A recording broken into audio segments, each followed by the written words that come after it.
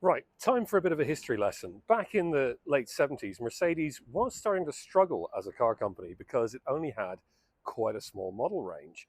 And so the board decided it wanted to produce something compact and affordable. And for a long time, they dallied with the idea of actually making a small five-door hatchback in the mold of the Volkswagen Golf. But eventually, this is what they decided upon. This is the Mercedes 190E, and it was launched and went on sale 40 years ago in 1983. It was actually launched in 82, but it went on sale properly in 1983. And it could be said that a bit like the original Boxster with Porsche, this is the car that saved Mercedes. This is the car that allowed it to compete with the upstart BMW, the upstart Audi. This is the car that put Mercedes back on an even keel financially and allowed it to expand into the gigantic car maker that we know today. This, though, well, this is a bit of a special one because this is a 190E 2.5 16. It's colloquially known as the 190 Cosworth. That was never officially its name, but the famous Northamptonshire engineering firm certainly had a hand in the engine, putting a 16-valve head on Mercedes' originally 2.3 litre and later this 2.5 litre engine. This one has about 194 horsepower, give or take, back in the day. And it was designed as a homologation special, much like its great rival, the BMW M3. It was designed so that Mercedes could go racing. But actually, it was originally designed so that Mercedes could go rallying. Mercedes originally wanted this car to compete with the likes of the Ford Escort RS 1800 and the later the RS 2000 and the Fiat 131 Abarth and so on. And it probably would have done, but then in 1984, Audi kind of came along and upset everyone's apple cart by bringing out the four-wheel drive Quattro, and that changed rallying forever. And Mercedes realized that a rear-wheel drive car was never going to compete anymore. But it could compete on racetracks, and this car went on to dominate the German Touring Car Championship, the DTM. In fact, you can say that this is where AMG got started, because back in the 80s, AMG wasn't part of Mercedes. It was its own company, an independent tuning company that ran racing teams. And it was AMG that racked up the first championship win for Mercedes in the DTM. But anyway, this is the legend that is the 2.5 Cosworth. This is one of the great homologation specials, and I'm finally getting a chance to drive one. This one belongs to Edgewood Automotive down in Cork, who have very kindly and maybe slightly foolishly lent me the keys. And we're going to go off for a spin and head back to the 1980s. So what's it like stepping back into the 80s? It's kind of blissful, actually, because this is just such a fantastic car. I mean, of the two great 1980s homologation specials, well, I suppose there were three, really, if you count the this car's namesake, or partial namesake, the Sierra Cosworth. The M3, that is this car's kind of great nemesis, feels, even when you drive one today, kind of spiky and attacking and up and at 'em. And this doesn't initially. It's much more sedate, kind of as befitting the Mercedes image, I guess. But it's much more gentle. And if you're just pootling around at sort of low RPM in low gears, or you're just hooking fifth and cruising along, it just drives like any 190E. It's very smooth, it's very comfortable, it's surprisingly refined even by modern standards. And the engine, that 2.5 16 valve, it just makes a kind of gentle growl, overlaid with top notes of that classic 1980s Mercedes tappet noise that you can almost always hear on old Mercs. And that's kind of charming and reassuring, and you kind of know where you are with it.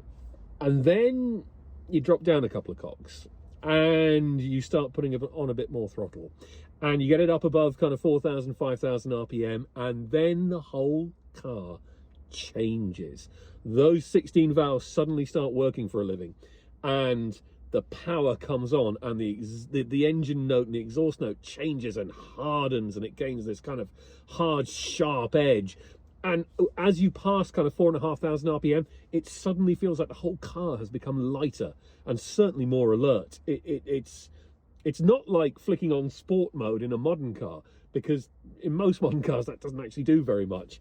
It feels really quite different. It's almost like the old VTEC effect in old Hondas. It suddenly becomes a different machine, and it suddenly becomes more aggressive, sportier, feels more agile. The steering, it's quite light actually, and it's quite kind of easygoing. Again, at low speeds, it doesn't feel all that special. And then as you get up above that magic 4,500 RPM mark, it suddenly starts to come alive, and it suddenly starts to feed back more, and you can suddenly start to sense the homologation routes, you can suddenly start to see why this car was such a stunning success in touring car championships back in the 80s and even up to the very early 90s.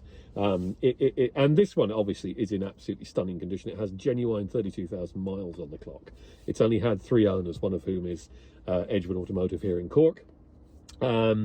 It's not a difficult car to drive by any stretch of the imagination. The only thing you've got to remember is it does have the dogleg gearbox. So first, instead of being forward and left, is back and to the left. Remember, that's back and to the left. And you kind of have to say that to yourself every time you slow down and need first gear. So actually, low speed maneuvers need a little bit of forethought, because you've got to remember back and to the left. Back to the left. Say that again. Back and to the left. The rest of it, though, is all pretty straightforward. Normal manual handbrake, thankfully doesn't have the old awful Mercedes foot-operated parking brake. The steering, as I said, light and easygoing. The ride quality, it gets a little bit lumpy at low speeds. I mean, that's mostly just down to the age of the car and the fact that it's, it doesn't have a structure as stiff as a modern machine. It's also incredibly small. I mean, this would have been a reasonably substantial car back in its day. But now I've just come off the main road, and I was driving next to a Mazda CX-30, which these days is quite a compact car. And next to the 190E, it feels like a bloody tower block. It's just ludicrous. There's some fabulous touches in here. These houndstooth seats, the Zebrano wood trim on the dash and the doors, the clunky, chunky heating and ventilation controls, the single stalk here for the wipers, lights and indicators, the lovely yellow tinged instruments here in the main binnacle, which Mercedes until just recently were referencing in their modern digital displays. When you put on sport mode in a Merc, up until just now really, you got this lookalike in the digital display, and unfortunately they've now binned it, and I think that's such a shame, such a letdown. It's a wonderful thing. It is fabulous to be back in 1989, the year of Batman, the year of Indiana Jones and the Last Crusade, the year when I was 13 years old, to be honest. So I certainly wouldn't have been driving a 190E Cosworth, and nor would anybody I know have been. This car, actually, I forgot to point out, this car actually has electrically heated seats, and they still work. They're still functioning. It's amazing. It does remind you that increasingly we have lost the kind of tactility that comes with cars like this, the manual gearbox, the relatively unassisted. I mean, it does have power steering, but it doesn't feel kind of overly light and over assisted. And the fact that you actually have to look around. The mirrors are quite small and quite narrow angle, so if you're looking to see what's coming up in your blind spot, you've got to turn. But you can, and you can see, because there's loads of glass and the pillars are quite slim. You sit very high compared to a modern car. I mean, in most modern cars now, the windowsill is kind of here on me. Whereas on this, it feels like you're sitting up high. It's actually a bit like sitting in an F-16 fighter jet, because you sit up high, there's glass everywhere, you can see out, you're almost looking down on the car itself. And that just gives you a completely different perspective. It's a wonderful thing. I mean, comparing it to the original M3 that I drove last year, I said at the time, the M3 I could have driven all day, totally happily, and still would. This, I would happily drive all day. I think I would happily drive all year. I think I would happily drive for the rest of my life. It is a lovely, lovely car.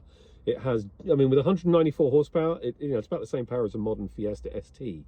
You're not going to get into too much trouble with it, but when you hook third, get it up above 4.5 grand on the dial, it really shifts. It still feels properly quick. It's a glorious, glorious machine. They're not horribly expensive, these cars. I mean, this one obviously is going to command a major price premium because of its condition, because of its low mileage, its originality. This is still the original almondine red paint, which Mercedes only used for 2 years, from 89 to 91. So this is quite rare, and this has never been resprayed. It's had a little bit of touch-up work here and there over the years, but it is staggeringly original, and that one makes that makes this one very, very special. But you can go out and find 190Es and even 190E Cosworths for kind of relatively reasonable amounts of money. Then they haven't gotten stupid yet. And if there is one constant in the universe that goes with death and taxes, it's that old Mercs go up in value. So if you're looking for something A, to enjoy, but B, maybe just as a little bit of a possible investment in the future, yeah, this could be well worth having. It's a wonderful thing. Thanks to the guys at Edgewood, thanks to Wayne for letting us play with his toys and his toy box today. It's been a real pleasure to pop back to the late 80s.